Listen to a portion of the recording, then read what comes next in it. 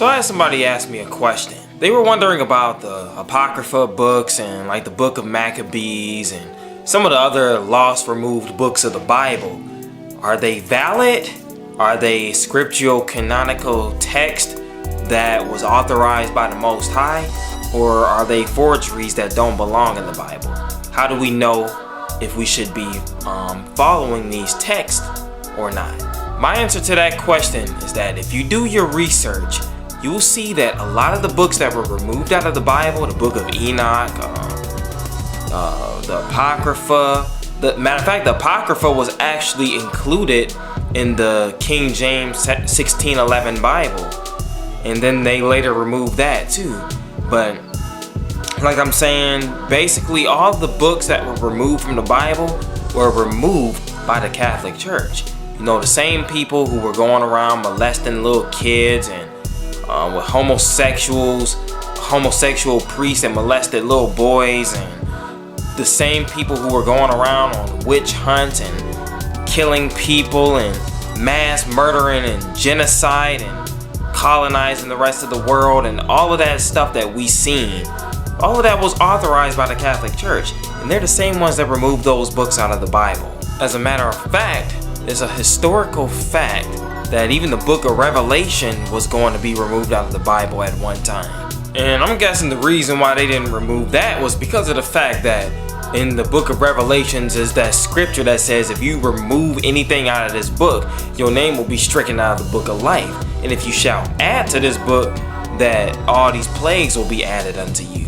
That's like a blatant threat to anybody who would seek to remove the Book of Revelation. So yeah, they were going to remove it at first, but then they probably saw that scripture and then they got a little bit timid. Bottom line is, all of those removed books of the Bible, the text, they fit in so well with the scriptures, like they tie up all the loose ends and the missing pieces of the puzzles.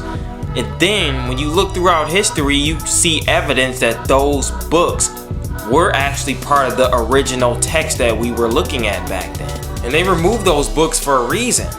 See, a lot of those books contain like lots of future prophecies that tie in very well to the scriptures. And then on top of that, they show a detailed history that ties in very well with modern day world history. It talks about occurrences and things that took place, and the people who removed those books, they had a lot to hide, because those books reveal certain things about their past. You know, they have to discredit the books, in other words. For instance, throughout the Apocrypha, you can see a lot of mention of the tribes of Esau, as well as the many skirmishes between the Israelites and the Edomites, aka the sons of Esau. And then like with the Book of Enoch, the Book of Enoch talks about where all the evil spirits that are on the earth today came from. How basically the descendants of fallen angels and humans, upon death, their spirits would roam the earth as the evil spirits or the demons that we see, in which that is correlated in Jubilees as well. Particularly in the Book of Jubilee chapter 10, looking at these books and looking at the content that they contain, it's obvious that the Most High intended for those books to be there. It's obvious that the child molesting Catholic Church did not have a right to take those books out. And looking at history, they were a part of the original scrolls in the first place. So they were, like I said, never supposed to be taken out of the Bible. And I suggest that you go to the internet or wherever, any online store, or if you have a store that you can walk to that's like, I don't know, within the vicinity of where you live or something like that. Just anywhere where you can go and find the lost books of the Bible. And I suggest that you buy them and that you read them. They are very interesting, and they reveal a lot of hidden information that was kept from us because of the fact that the Catholic Church removed those books.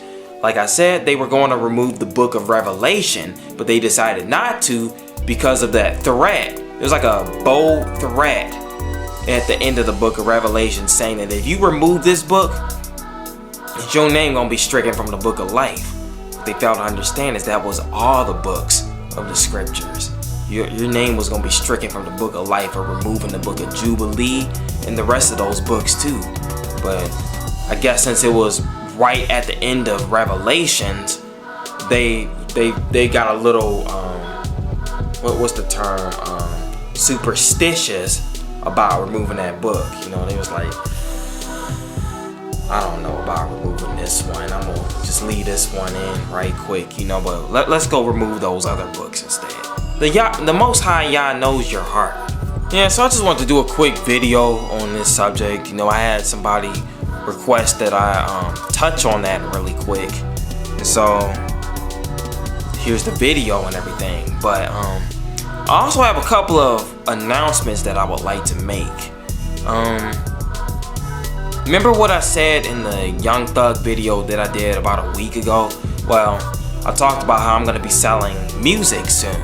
I'm gonna be selling beats and beat leases and whatnot for some singers and videographers and rappers and anybody who needs beats.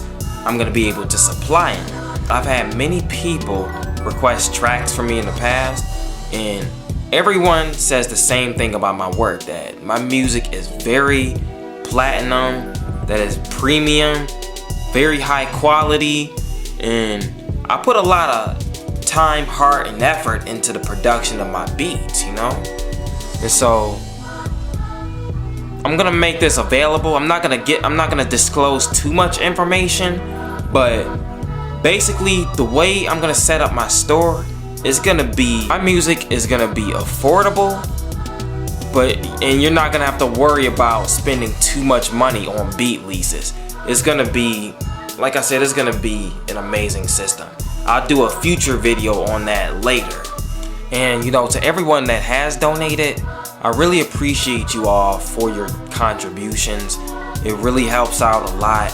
You know, I have equipment that I want to buy in the future so I can do higher quality projects and whatnot, and as well as my music production and everything.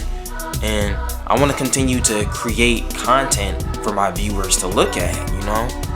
And so, like I said, I really appreciate those who have contributed, and to those of you who intend to contribute in the future, I appreciate you all as well. So yeah, anyway, that's basically all I wanted to say. Look out for my beat store, which will be coming out really soon. Y'all be able to go and download beats, you know, to all the singers out there. With that, I will say shalom and take care and be blessed.